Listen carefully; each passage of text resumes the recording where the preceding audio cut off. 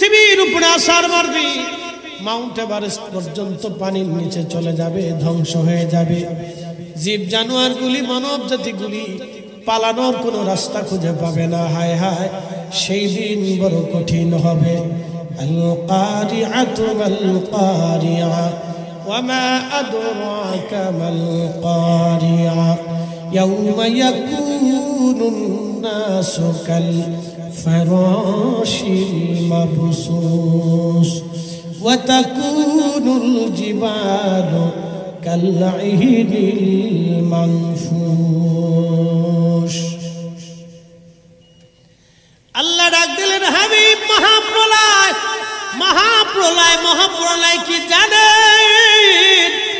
হুজুর, সেই দিন এত ভয়াবহ, মানুষগুলি বিক্ষিপ্ত পতঙ্গের মতো ছুটাছুটি করতে থাকবে, পাগল পাড়া হয়ে যাবে। ও নবী, আমার আপনার উম্মতকে জানান, পাহাড়গুলি ধ্বনিত পশমের মতো উড়ে উড়ে চলে যাবে।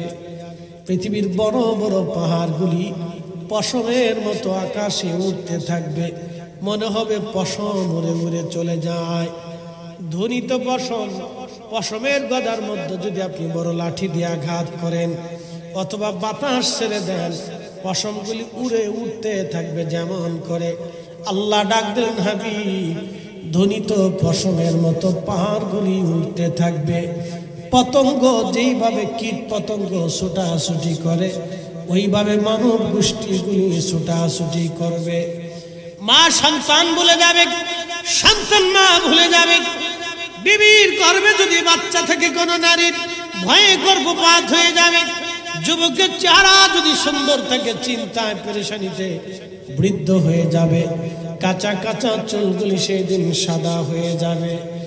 আল্লাহর নবী বললেন, ওই দিন সবাই থাকবে বস্ত্রহীন, কারো শরীরে কোনো বস্ত্র থাকবে না। আম্মা জান আয়েশা বলেন, ইয়া রাসূলুল্লাহ, নারীরাও কি বস্ত্রহীন? নবীজি বলেন, হ্যাঁ আয়েশা, নারীরাও বস্ত্রহীন। আর এক মহিলা সাহাবী বলেন, ইয়া রাসূলুল্লাহ, তবে তো লজ্জার বিষয়। নবীজি বললেন, ও আমার উম্মতেরা রে, কোন পুরুষ নারীর দিকে, কোন নারী পুরুষের দিকে তাকানোর সময় হবে না। এত কঠিন।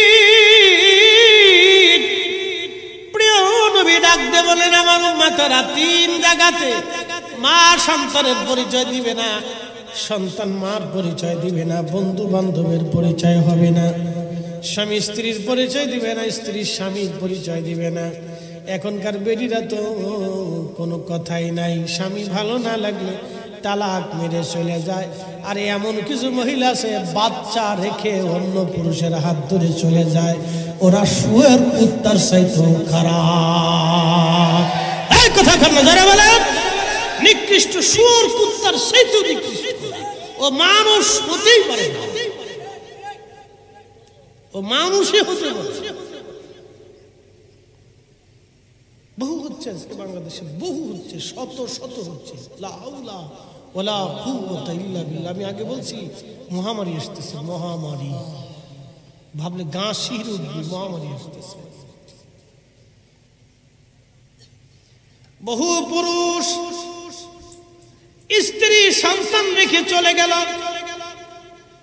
সন্তানের খোঁজ পর্যন্ত নেয় না। বহু পুরুষ আছে, ওরাও শুয়োর কুত্তার চাইতে নিকৃষ্ট। কি কথা কর না কেন যারা বলে, ওরাও শুয়োর কুত্তার চাইতে নিকৃষ্ট। বহু পুরুষ আল্লাহ সন্তানের খোঁজ নেয় না। বহু পুরুষ আছে বাচ্চার খোঁজ নেয় না, বাচ্চার হক আদায় করে না। আপনি জানেন না, কিয়ামতের ময়দানে সন্তানগুলি আল্লাহর দরবারে আরজি পেশ করবে, আল্লাহ, আমরা তো জোর করে পৃথিবীতে যাই নাই, আল্লাহ, আমরা তো জোর করে দুনিয়াতে যাই নাই, তুমি আমাদেরকে পাঠিয়েছ। যাদের মাধ্যম দিয়ে দুনিয়াতে গিয়েছিলাম তারা আমাদের হক আদায় করে নাই। রব, আজকের ফয়সালা দাও, তোমার দরবারে ফয়সালা চাই। সেদিন বহু বাবা মা সন্তানের হক আদায় না করার কারণে বাবা মা জাহান্নামে চলে যাবে। বহু সন্তান সেই দিন বাবা মার হক আদায় না করার কারণে বাবা মা জাহান্নামে চলে যাবে। কথা শুনতে কষ্ট হইতে পারে। আল হক মুররুন, হক তিতা তিতা লাগে, হক মিষ্টি লাগে না। কথা ঠিক আছে কিনা? হক কি লাগে? তিতা তিতা তিতা, নিম পাতার তিতার মতো। ওটা যতদূর বাড়বেন খালি তিতা বেরোবে, যত শেষতে থাকবেন তত কি তিতা বেরোবে, কিন্তু খাইলে উপকার আছে। শোনা যাবেন হাজিরিন, প্রিয় নবী ডাক দিয়ে বলে সাহাবীরা রে, কিয়ামতের মাঠে তিন জায়গায় উম্মত কেউ কারো পরিচয় দিবে না, বড় কঠিন হবে সেই দিন। আহা সাহাবীরা পেরেশান হয়ে গেলেন, ইয়া রাসূলুল্লাহ কোন সে তিন জায়গা? নবীজি জবাব দিলেন, এক নাম্বার মিজানের পাল্লার কাছে। মিজানের পাল্লার কাছে যেখানে নেকি গুনাহগুলি ওজন চলতে থাকবে, কোটি কোটি হাসরবাসী আল্লাহর আদালতের সামনে দাঁড়িয়ে যাবে। সব মানুষগুলি আমরা সেই দিন আল্লাহর আদালতের সামনে দাঁড়ানো, কোটি কোটি মানুষ আল্লাহর আদালতের সামনে দাঁড়ানো। মা সন্তানকে ভুলে যাবে এই সময়, চিন্তায় পেরেশানিতে না জানি আমার নেকির পাল্লা বুঝি আজ খার মালকা হয়ে যায়, না জানি গুনার পাল্লা ভারী হয়ে যায়। চিন্তায় পেরেশানিতে মানুষগুলি একেবারে নুবজে যাবে। আহা খুবই পেরেশান যুক্ত থাকবে সেই দিন সব। আল্লাহর আদালতের সামনে দাঁড়ানো কোটি কোটি কোটি কোটি মানুষ এক এক করে ডেকে ডেকে আল্লাহ ওজন মাপ শুরু করবে। কে কত পরিমাণে নেক করেছ ওজন দেওয়া হবে সেই দিন। সেই কঠিন দিনে নবীজি বলেন, উম্মত রে, তোমার বাবা তোমাকে ভুলে যাবে, মা তোমাকে ভুলে যাবে, তুমি নিজে তোমার সন্তানকে ভুলে যাবা, কিন্তু আমি নবী সেই দিন তোমাকে ভুলবো না। আমি জানের পাল্লার পাশে দাঁড়িয়ে থাকবো। একসাথে জোরে বলেন না ইয়া রাসূলুল্লাহ, হয় না? আরো জোরে বলেন না ইয়া রাসূলুল্লাহ। নবীজি দাঁড়িয়ে থাকবে। প্রশ্ন নবীকে দিছেন কি? প্রশ্ন রাসূলকে দিছেন কি? কিচ্ছু দিতে পারেন নাই, এখনো কিছুই দিতে পারেন নাই। নবীকে দিয়েছেন কি? বলে হুজুর কিচ্ছুই তো দিতে পারে নাই। তো দিতে যদি না পারেন তাহলে বলেন তো হাসরে মুখ দেখাবেন কেমনে গো? শ্রেষ্ঠ নবী দিলাম রে তরিয়ে নিতে রোজ হাসরে, পথ না ভুলি তাই তো দিলে পাক কুরআনের বাণী। খুদা তোমার মেহেরবানি।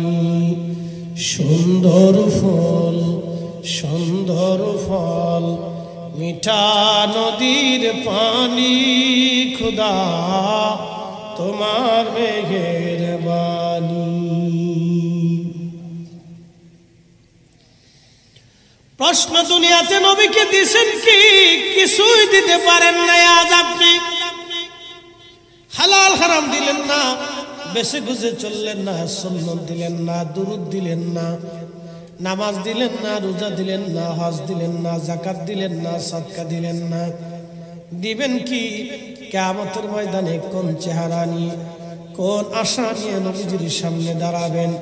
নবীজি বলেন, উম্মত আমি দাঁড়িয়ে থাকবো তোমার সামনে। আহা আমার উম্মত, যদি নেকির পাল্লা হালকা হয়ে যায় গো, আমি নবী নিজে কালেমা শরীফ দিয়া আমার উম্মতের নেকির পাল্লাগুলি ভারী বানায় দিব। একসাথে জোরে বলবেন কি মারহাবা। তিনি রাহমাতুল লিল আলামিন। সেদিন নজদিক আফসোস করবে, আরে ওই দুনিয়াতে আমি রাসূলের শানকে ছোট করে বলছিলাম, আজকে কি লজ্জার ব্যাপার, নবীর সামনে কেমনে দাঁড়াবো? সেদিন নজদি আফসোস করবে। কি কথা কর না কেন? নজদি কি করবে? আফসোস করবে, আফসোস করবে, অনেক বড় আফসোস করবে, কিন্তু কাজ হবে না। অনেক বড় আফসোস করবে কিন্তু কাজ হবে না। নজদি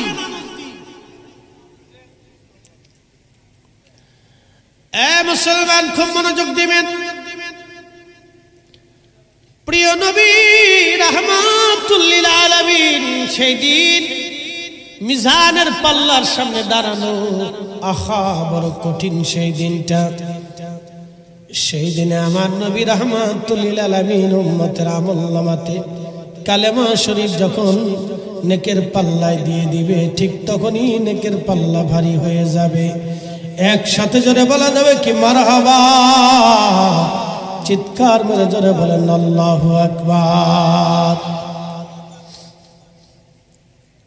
2 নম্বর, ডান হাতে বাম হাতে আমলনামা।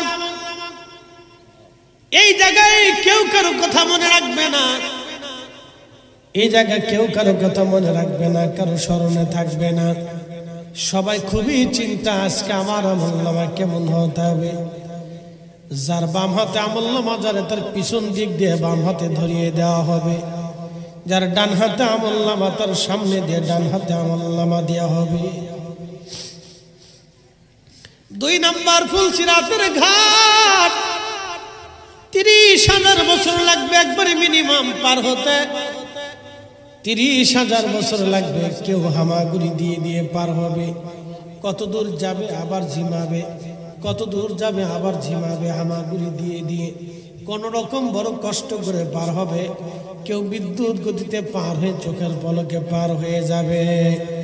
যার যেমন আমল হবে সে সেই আমল অনুযায়ী ফুলসিরাত পার হবে। এটা একটা জগৎ।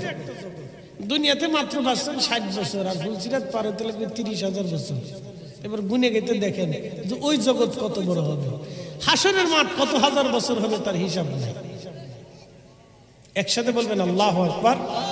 না না, হাসরের মাঠ কত হাজার বছর হবে হিসাব নেই।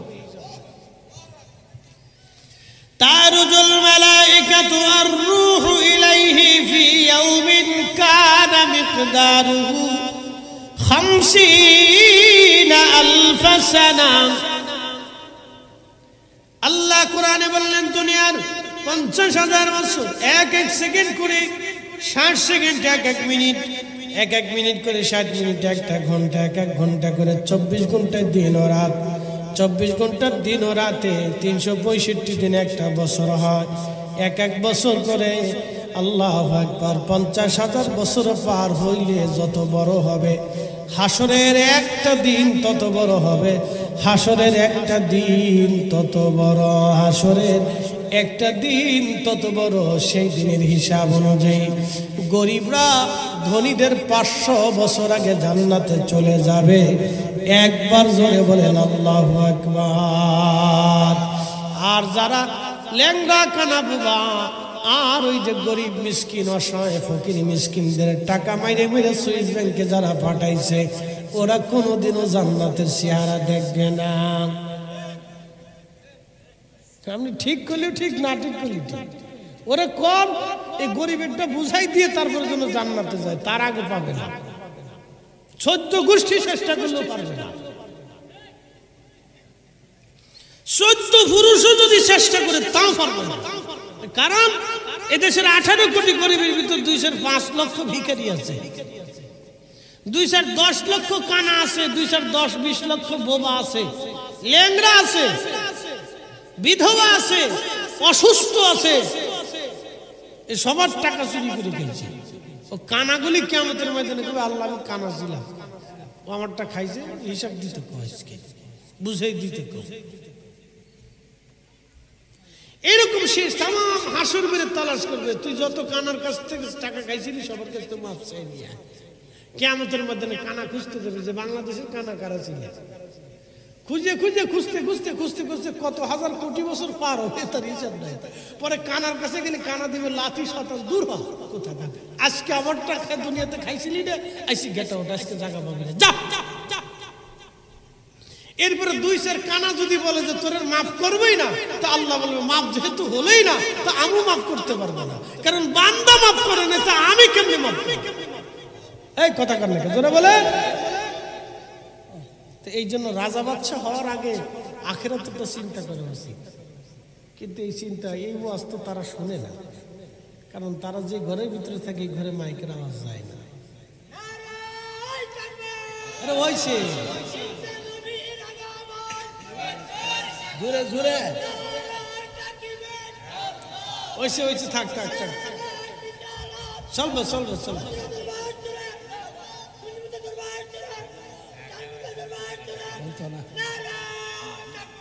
আল্লাহ সিরিয়াল শেষ করবো তারপর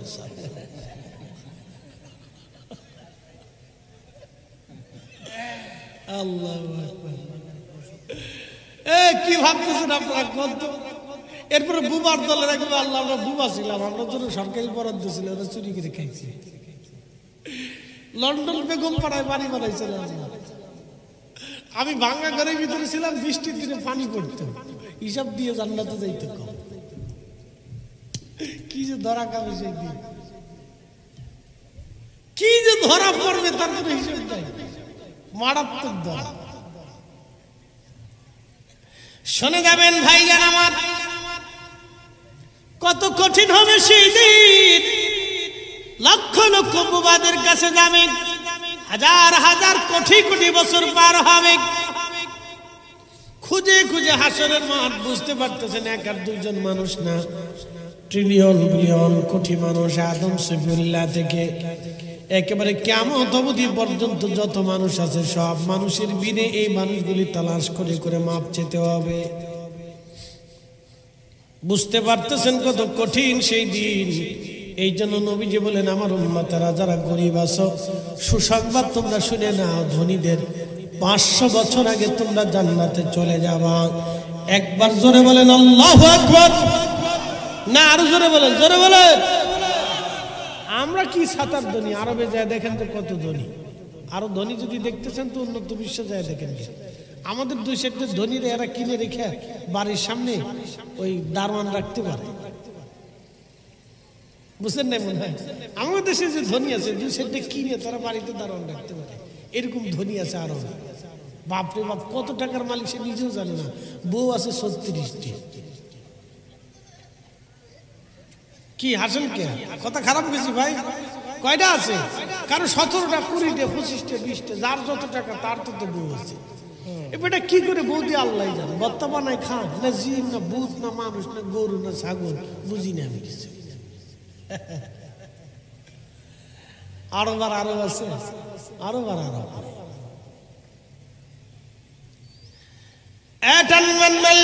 ভালো করে শুনে যাবেন হাজিরিন। বুঝতে কি অসুবিধা হচ্ছে, কষ্ট হয় তো একসাথে জোরে বলেন না মারহাবা। হাসরের ময়দানে চলে গেছিলাম, হাসরের ময়দানে না গেলে তো বুঝবেন না। তো আবিল আখিরাতি হুম ইউকিনুন, তোমরা আখিরাতে বিশ্বাসী হও, বিশ্বাস করো যে দিন আসবে। এটা বিশ্বাসের বিরাট অংশ। নবী না মানলে যেমন বেঈমান হয়ে যাবেন, হাসরকে অস্বীকার করলে বেঈমান হয়ে যাবে। কি কথা কর না কেন? আল্লাহ না মানলে যেমন বেঈমান হবেন, হাসরকে অস্বীকার করলে এরকম বেঈমান হবেন। ফেরেশতা অস্বীকার করলে বেঈমান হবেন। কবরের ভিতরে সওয়াল জবাব হবে, জিন্দেগিতে যাবেন, অবিশ্বাস করলে বেঈমান হবেন। আমাদের দেশের কিছু ফকির আছে, টুনটুন ফকির, শুনশুন ফকির, ঢুন ঢুন ফকির। ওরা ঢোল বাজাবে, গান গাবে, আর কি হাসরে কি কবরে এই সমস্ত কথাবার্তা বলবে, আর বলবে কবরে কোনো প্রশ্ন টশ্ন নাই। ও সব মোল্লা মুর্শিদের বানানো কথা। সূরা জুতা দিয়ে বাইরেও মুসলমানের হক আদায় হয় না। এরা মুসলমানের ঈমান নষ্ট করার জন্য আসছে। কথা বলেন ঠিক না? এদের সাথে সুন্নিয়তের কোনো সম্পর্ক নাই। আর আমাদের সুন্নিয়তকে ধ্বংস করার চেষ্টা করতেছে। ওরা বদ আকীদা, ওরা রাফিজিদের আকীদা, আর কিছু মুতাজিলাদের আকীদা ওদের ভিতরে আছে। মুতাজিলাদের আকীদা, মুতাজিলারা বলে কি জানেন, যে আল্লাহ খাওয়ায়, আল্লাহ পরে, আল্লাহ ঘুম পরে, আল্লাহ খাওয়ায়, আল্লাহ অকাম করে, আল্লাহ কুকাম করায়, আল্লাহ বলে চুরি করে। লা হাওলা ওয়ালা কুওয়াতা ইল্লা বিল্লাহ। সরে গেছে চুরি করতে, গেরস্ত ধরে পিড়ায়, এ ভিডিও কেন লাগে? তুই চুরি করতেছিস, তোর কি সুমা দিব বেড়া? আল্লাহর হুকুম ছাড়া গাছের পাতা নড়ে না। আমি যে চুরি করতেছি আল্লাহর হুকুমেই তো আইছি। চোরের কি দলিলের দলিল, মাগার মারাত্মক দলিল দিচ্ছে চোরে। গেরাস্ত আরো জোরে ফিটাচ্ছে, ফিটাও কি লেগে? বুঝিস নেই আল্লাহ দিছে তোর চুরি করতে, আর আমার দিছে তোর কি লেগতি, লেগে কি লেগছে?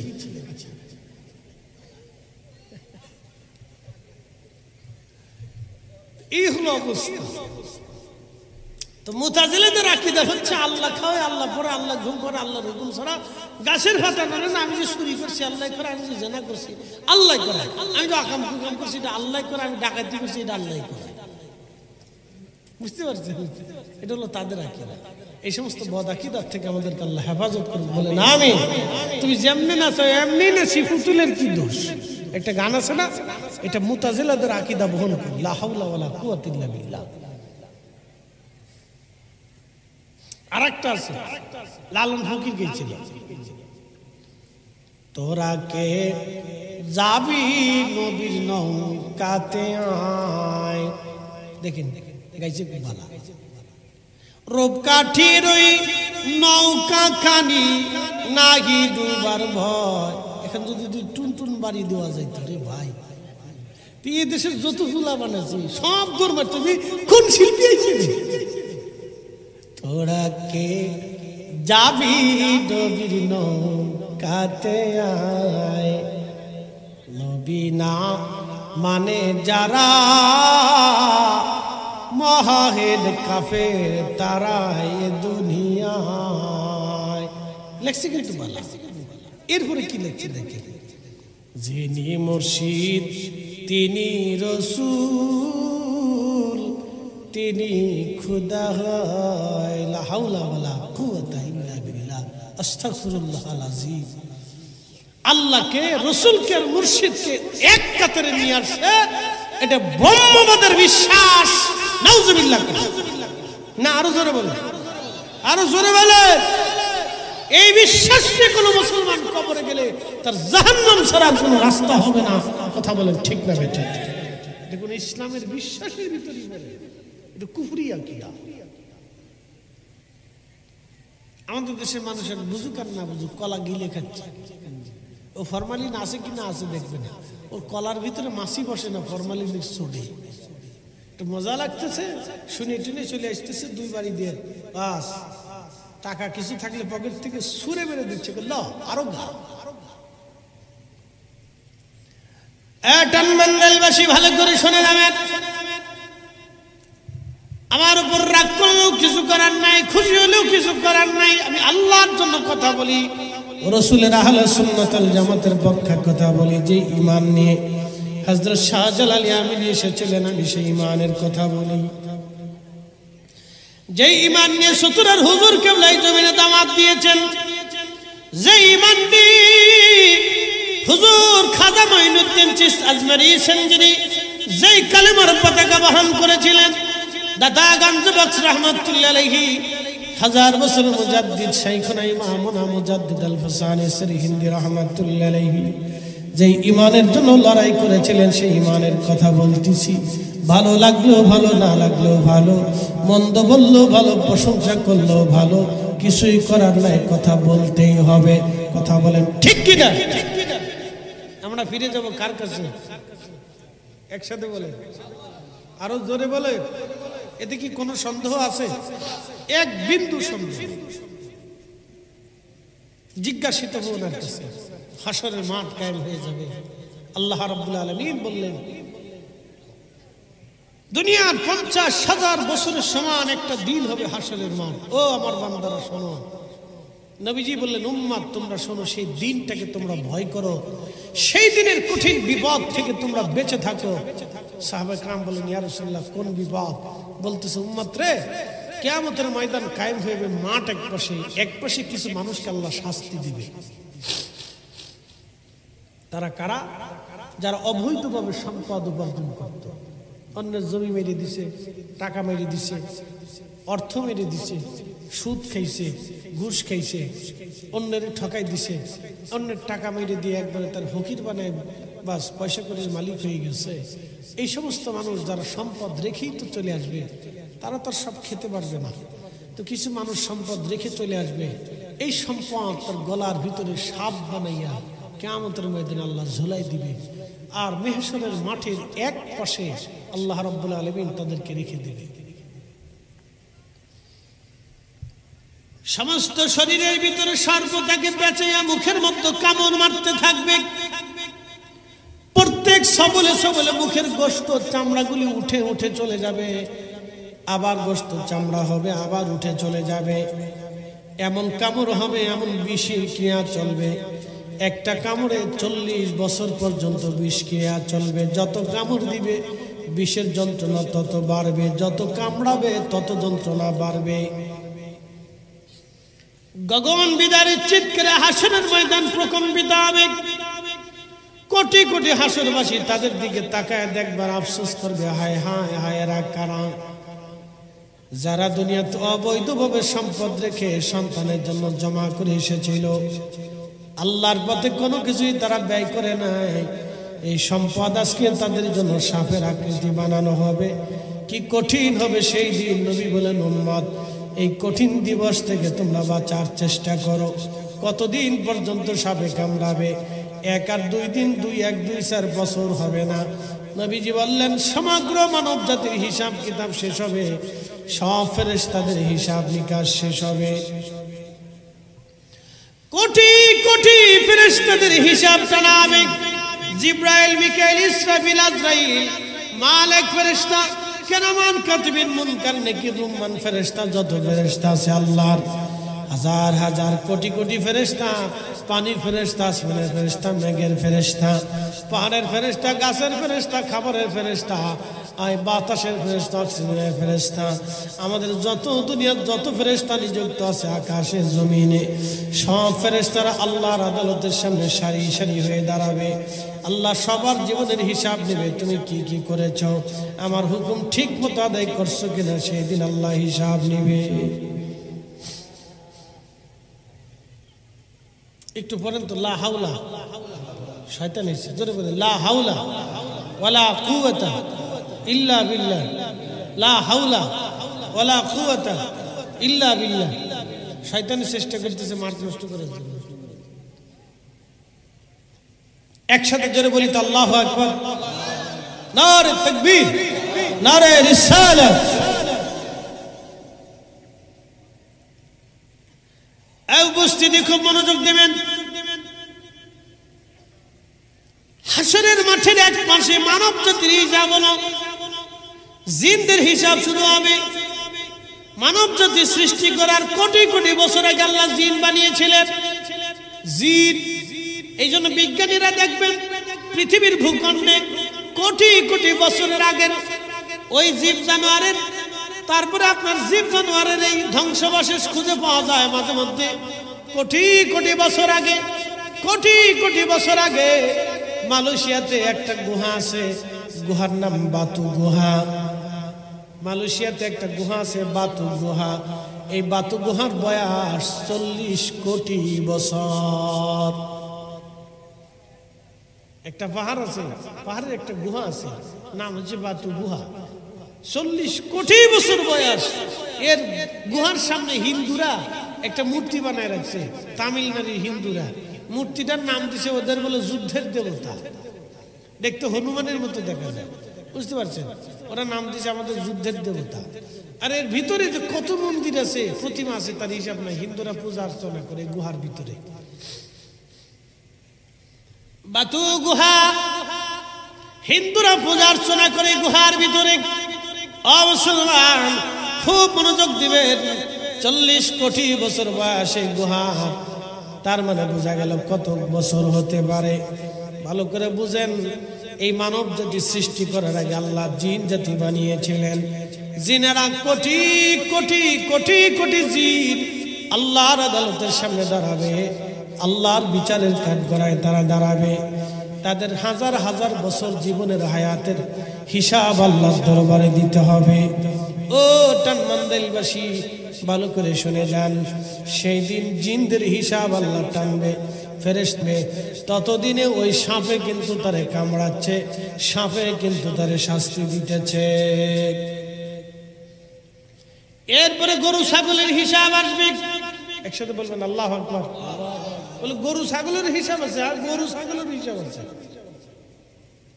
গরু, ছাগল, হাঁস, মুরগি, ভেড়া, বকরি, মহিষ, হাতি, ঘোড়া, সব হিসাব আছে। এইগুলির হিসাব হবে। হ্যাঁ, এইগুলির হিসাব হবে।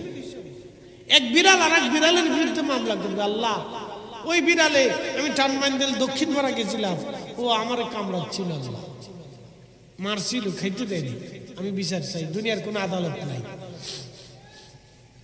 আল্লাহ বলবে, তোমাকে যেমনে মারছিল তুমি এমনি মেরে দাও। একসাথে বলবেন আল্লাহু আকবার।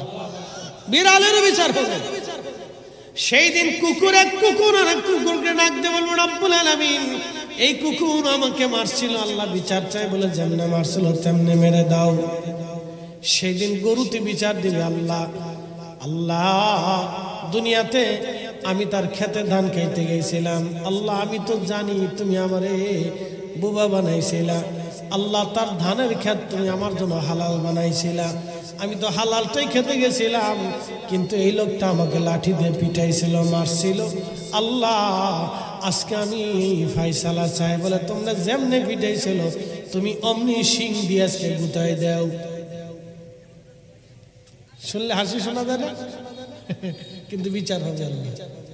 এই জন্য যারা কুত্তা বিলে পালেন, শুনে যান, কুত্তা বিলে যারা পালেন খাবার যদি না দেন তো কিয়ামতের ময়দানে কুত্তা মামলা করবে যে আল্লাহ সারাটা রাত পাহারা দিয়েছিলাম, সকালে আমার খাইতে দেয়নি, বিচার দাও, বিচার চাই, বিচার করে দেওয়া।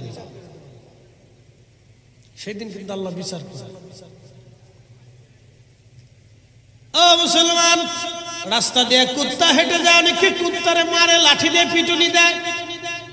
সেই দিন কুকুর ডাক দিয়ে বলবো রব্বি দুনিয়াতে তোমার অমুক বান্দা আমাকে লাঠি দিয়ে পিটাইছেন, আল্লাহ ফায়সালা চাই, বিচার করে দাও। সেই দিন আল্লাহ কুত্তা বিলাই ফায়সালা করবে, পশু পাখির ফায়সালা করবে। সেদিন সমগ্র পশু পাখির ফায়সালা টানার পরে আমার আল্লাহ যারা অবৈধভাবে সম্পদ রুজি করেছিল আল্লাহ তাদেরকে ডাক দেবে, তাদেরকে ডেকে আমার রব আমার আল্লাহ এক পাশে দাঁড়া করে এবার বলবে এবার তোমাদের জীবনের হিসাব আমার কাছে জমা দাও। এতদিনে কিন্তু পাঠান চালান হয়েছে, লাঠি চালান, রিমান্ড হয়েছে, সাপে কামড়াইছে, কত হাজার বছর তার কোনো হিসাব নাই, কত কোটি বছর তার কোনো হিসাব নাই, প্রিপুস্থিতি কতদিন চলবে তার কোনো হিসাব নাই। এই জন্য আপনাদেরকে বলি খুব হিসাব কিতাব, যাহা করবেন বুঝে সুঝে করবেন, যাহা সিদ্ধান্ত নেবেন বুঝে সুঝে সিদ্ধান্ত নেবেন। আসলামতু লিরাব্বিল আলামিন, আমরা আল্লাহর কাছে আত্মসমর্পণ করি। সেই কিয়ামতের দিন আল্লাহ আপনাকে ভুলবে না যদি দুনিয়াতে আপনি আল্লাহকে না বলেন। এই জন্য আল্লাহ ফাজকুরুনি আযকুরুকুম দিয়ে আল্লাহ শর্ত আরোপ করে দিয়েছেন, ফাজকুরুনি আযকুরুকুম, তুমি আমাকে স্মরণ করো আমিও তোমাকে স্মরণ করব। দুনিয়াতে তুমি যদি আমাকে ভুলে না যাও, হাসরের ময়দানে আমি আল্লাহ তোমাকে ভুলবো না, ভুলবো না, ভুলবো না, ভুলবো না।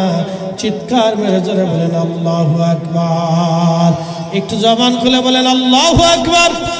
মোহাব্বতে জবান খুলে একটু জিকির করি লা ইলাহা, হায় হায় লা ইলাহা, ও লা ইলাহা হাসবি রাব্বি জাল্লাল্লাহ মা ফি কলবি গায়রুল আহা নূর মুহাম্মদ সাল্লাল্লাহ, বলি নূর মুহাম্মদ, পড়ি লা ইলাহা ইল্লাল্লাহ, লা ইলাহা ইল্লাল্লাহ।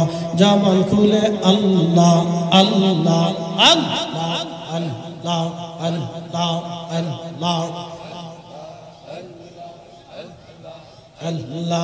আল্লাহ আল্লাহ আল্লাহ আল্লাহ আল্লাহ আল্লাহ